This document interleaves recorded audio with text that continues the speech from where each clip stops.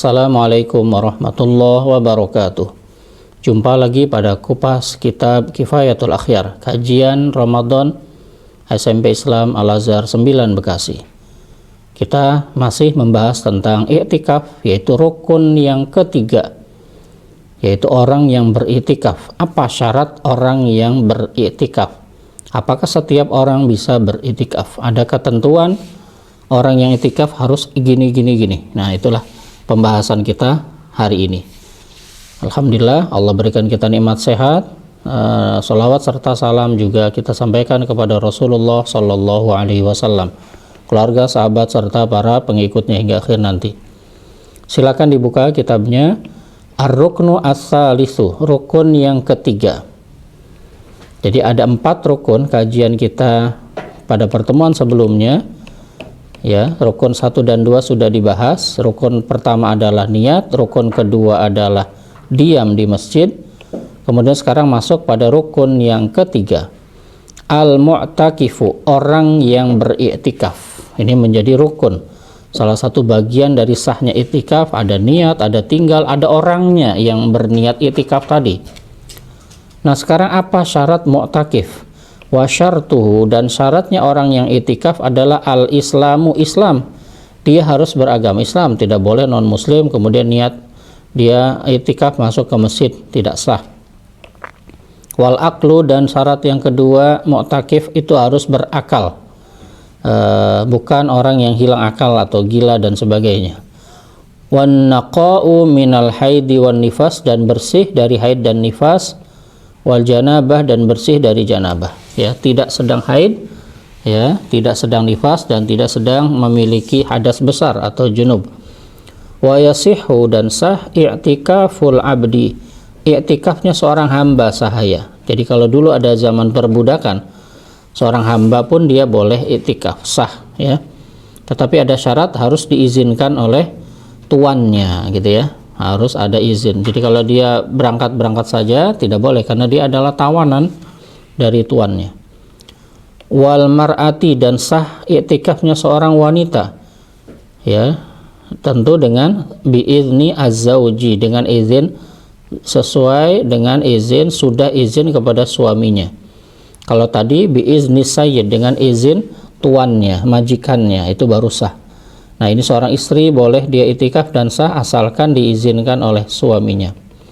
Fa in i'takafa bi ghairi idznihima, jika keduanya yaitu seorang hamba sahaya dan seorang wanita beriktikaf bi ghairi idznihima, tanpa izin keduanya, tanpa izin dari tuan atau majikan dan juga tanpa izin dari suaminya bagi istri, falahuma ikhrajuhuma, maka boleh bagi keduanya untuk mengeluarkan dari masjid, ya, mengusir atau menarik untuk seorang hamba sahaya dan wanita ini untuk pulang ke rumah.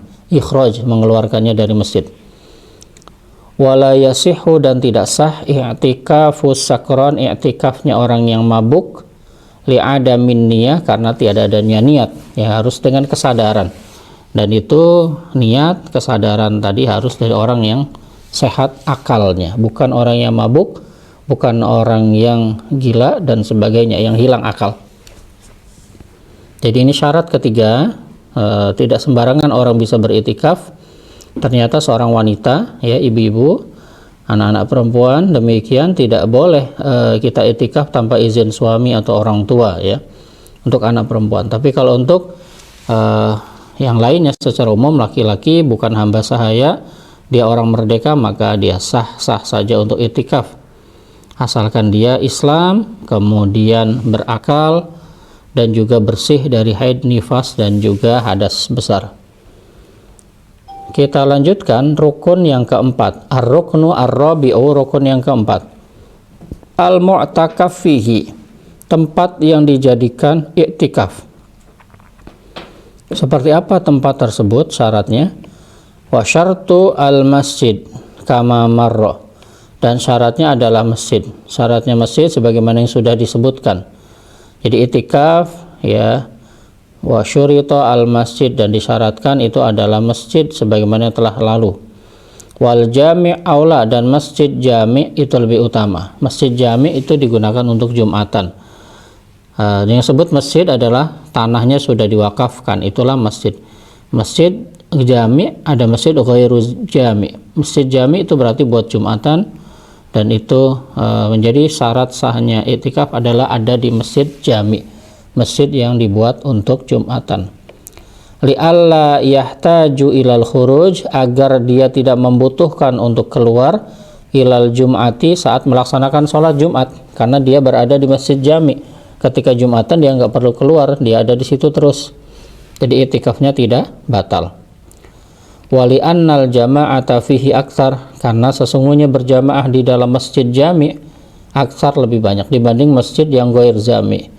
Di Indonesia barangkali seperti musola ya, itu atau masjid-masjid yang memang digunakan untuk berjamaah tetapi tidak dilaksanakan sholat Jumat di situ. Jadi diutamakan adalah masjid yang digunakan untuk sholat Jumat. Wa qad ishtarata dzalika Az-Zuhri, dan hal ini disyaratkan oleh Imam Az-Zuhri. Jadi malah Imam Zuhri mensyaratkan masjidnya harus masjid jami menjadi syarat. Kalau ini mazhab Syafi'i aula saja, lebih utama. Artinya di masjid yang tidak buat Jumatan pun sah ya. Hanya aulanya, lebih utamanya adalah di masjid yang digunakan untuk Jumatan, agar saat sholat Jumat dia tidak perlu keluar kemana-mana. Wa auma'a ilaihi asy-Syafi'i fil qadim, dan ini diisyaratkan oleh Imam Asy-Syafi'i dalam qaul qadimnya. Artinya Imam Syafi'i pun pernah mengarahkan pendapatnya pada disyaratkannya masjidnya harus masjid jami. Ini dalam pendapat qaul qadim, karena Imam Syafi'i punya dua pendapat, qaul qadim dan qaul jadid. Qaul qadim berarti qaul, ucapan atau pendapat beliau ketika masih di Irak. Qadim artinya yang lama. Kemudian qaul jadid, qaul yang baru saat beliau sudah di Mesir. Ini pendapat yang baru. Biasanya qaul qadim itu dihapus dengan adanya qaul jadid. Nah, menurut qaul jadidnya memang yang penting masjid, tidak harus masjid jami gitu.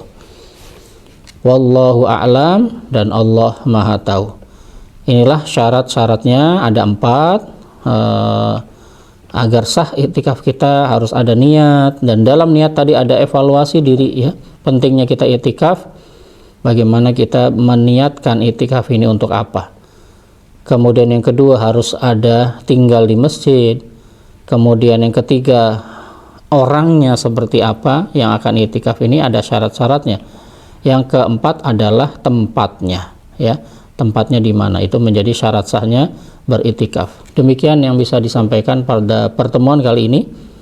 Kita akan lanjutkan pada pertemuan berikutnya. Billahi taufiq wal hidayah. Wassalamualaikum warahmatullahi wabarakatuh.